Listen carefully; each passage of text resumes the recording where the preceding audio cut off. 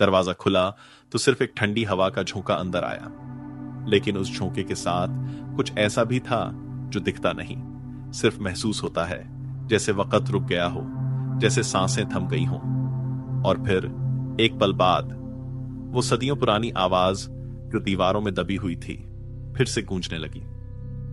कहानी शुरू होती है एक पुराने गांव से, जहां वक्त जैसे धीमा हो गया था।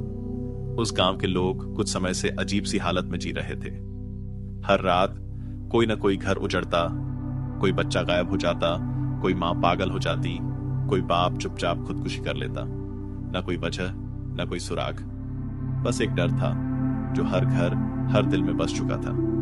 सब कहते थे कि ये सब एक पुरानी बद्दुआ का असर है जो उस बूढ़े फकीर ने दी थी, जिसे गांव वालों ने पागल समझकर पीट पीट कर मार डाला था।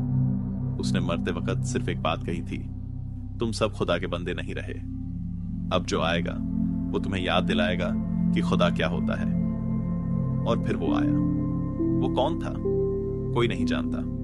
उसका चेहरा किसी ने नहीं देखा, लेकिन उसकी मौजूदगी इतनी तेज थी कि जब वो किसी के पास से गुजरता तो दिए खुद ब खुद बुझ जाते, पानी का रंग काला हो जाता और कुत्ते रोने लगते। सिर्फ एक निशान रह जाता, एक काली हथेली का निशान दीवार पर, जो बताता कि खुदा का गुस्सा यहां से गुजरा है। लोग मस्जिदों में छुपने लगे, कुरान की आयतें पढ़ने लगे, बड़ों से दुआदम कराने लगे, लेकिन कुछ भी काम नहीं आया, क्योंकि जो आ रहा था वो सिर्फ गुनहगारों के लिए नहीं था। वो हर उस इंसान के लिए था जिसने खुदा को भुला दिया था, जिसने अपने जमीर को दफन कर दिया था। फिर एक रात एक जवान लड़की की चीख ने पूरे गांव को जगा दिया। लोग दौड़े, लेकिन वो लड़की कहीं नहीं मिली। बस उसके बिस्तर पर एक कागज पड़ा था जिस पर लिखा था, जब इंसान खुदा बनने लगे तो असली खुदा खुद सामने आता है और वो रहम नहीं करता। यही वो पल था जब सब कुछ बदल गया। हर रात एक नया नाम, एक नई कुर्बानी, एक नया निशान। गांव की मस्जिद से अजन की आवाज आनी बंद हो गई, इमाम गायब हो गए और मदरसे के बच्चों ने एक दिन बताया कि काले कपड़ों में लिपटा एक साया उन्हें कुरान की तिलावत से रोकता था और हंसता था जोर जोर से।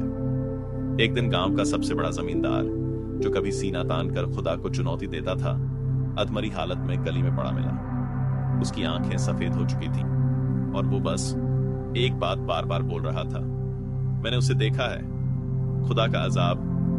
वो रोता नहीं, वो सिर्फ फैसला सुनाता है। लोग गांव छोड़ने लगे, लेकिन रास्ते बंद हो चुके थे, जैसे जमीन ने अपनी गोद बंद कर ली हो। नदी का पानी खून जैसा लाल हो गया, पेड़ों से पक्षी गायब हो गए और रात के आसमान पर तारों की जगह साए दिखते। फिर एक रात पूरे गांव में सिर्फ एक आवाज गूंजी, अजान की आवाज।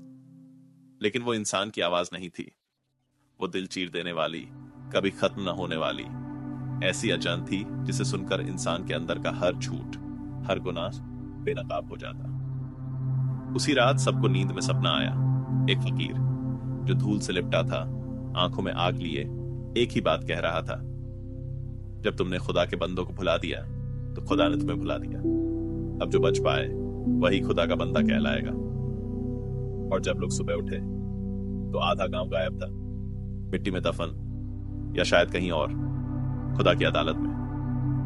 अब वो गांव वीरान है, लेकिन रात के समय अगर आप वहां से गुजरें तो कभी कभी अजान सुनाई देती है, ऐसी अजान जो जमीन पर नहीं जमीर में गूंजती है।